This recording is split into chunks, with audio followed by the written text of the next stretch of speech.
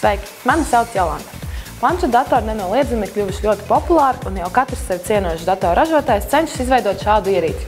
Šī lavīna ir ļoti līdzīga tai, kur izveidoja Asus ar saviem EPC netbookiem. Šoreiz apskatīsim planšetdatoru Acer izpildījumā. Tas ir Acer Iconia Tab A500 Wi-Fi modelis ar 16 GB atmiņu. Ierīce ir 10,1 colu 1280 x 800 pikseli kapacitīvs kārieņotīgs displejs, kurš nodrošina diezgan labu attēlu.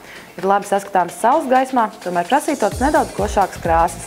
Kā jau kārtīgam planšetdatoram pienāks, attēls rotē līdz ar ierīces pagriešanu. Tātad nav nepareiza veida, kā ierīci turēt. Tā mums pielāgosies. Ja nu šī iespēja sāk traucēt, tad to iespējams atslēgt ar fizisku slēdzi. Uz pieskārieniem displejs reaģē ļoti labi. Tas atbalsta populārās multitouch funkcijas, tomēr, kā jau ierasts ar skārieņotīgām ierīcēm, arī šī reize pa reizei būs jānoslauka komplektācijā iekļauto mikrošķiedras lupatiņu. Jaunajiem planšetdatoriem ir pieejams divas populārākās operētājas sistēmas. Viena no tām ir Apple izstrādātā iOS, kura loģiski pieejama tikai uz šīs kompānijas izstrādātajiem iPad. Savukārt Google piedāvāto Android izmanto visi pārējie, ieskaitot Acer. Acer Iconia Tab A500 ir aprīkots ar Google Android 3.01 operētājas sistēmas versiju, kur darbina NVIDIA Tegra divkodola čips, kā arī 1 GB operatīvā atmiņa. Kopumā ierīces veiktspēja ir diezgan laba, pat diezgan prasīgas spēles darbojas bez aizķeršanās. Tomēr lietotāja interfeisa animācijas brīžiem mēdz minimāli raustīties. Pie šīs problēmas gan visticamāk nav vainīgi planšetdatora dzelži, un jebkurā gadījumā tā nav pārlieku traucējoša. Planšetdatora aizmugurē ir novietota 5 megapikseļu fotokamera ar autofokusēšanās funkciju un zipspuldi. Attēlu kvalitāte gan nav no tām labākajām, taču jebkurā gadījumā diez vai ar planšetdatoru bieži uzņemsim attēlus. Acer Iconia Tab A500 ir ideāls GPS modulis. Atrašanās vieta bez jebkādām problēmām tiek noteikti arī telpās. Tomēr jāņem vērā, ka tam nav 3G savienojuma atbalsta. Tas nozīmē to, ka, lai izmantotu GPS braucošā automašīnā, būs nepieciešams izmantot tādu aplikāciju, kurā kartes jau ir iekļautas, un nebūs nepieciešama lejuplāde reāla laikā. Kā jau ierasts, Iconia Tab A500 atbalsta arī Bluetooth un Wi-Fi savienojums. Tomēr jāņem vērā, ka M-standarta Wi-Fi darbosies tikai 2,4 GHz frekvencē.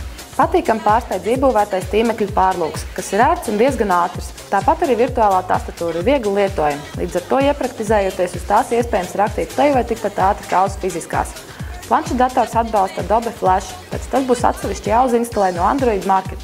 Tāpat ir iespējams iegādāties šai ierīcei piemērot Bluetooth tastatūru. Taču tā kā tai nav nekāda statīva, tad nāksies ir apdomāt šī maciņa, kurš maksā aptuveni 23 latus, vai arī dokstacijas par aptuveni 42 latiem iegādi. Planšetdatoram ir metālisks korpus, kas šķiet diezgan izturīgs. Ierīces apakšā ir novietota doka pieslēgvieta. Labajā sānā varam atrast lādētāju, micro USB, USB pieslēgvietas un reset pogu. Kreisajā sānā izslēgšanas taustiņa, austiņa, kā arī HDMI pieslēgvietas.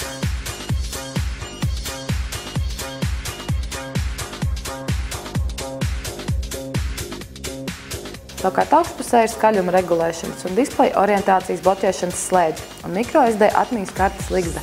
Runājot par skaļuma regulācijas taustiņiem, dažās spēlēs, kā piemēram jau uzinstalētajā Need for Speed Shift, regulējot skaļumu, spēle tiek automātiski nopauzēta, kas nešķiet visai pārdomāti. Izmantojot USB pieslēgvietu, planšetdatoram var pieslēgt, piemēram, USB zibatmiņu. Tiesa, NTFS formāta atmiņas netiek atbalstītas, tomēr FAT32 tas atpazīst bez problēmām.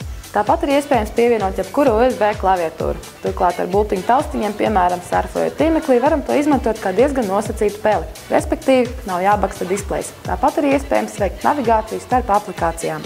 Kopumā Acer Iconia Tab A500, kā arī Android Honeycomb operētāja sistēma par sevi atstāja ļoti labu iespaidu.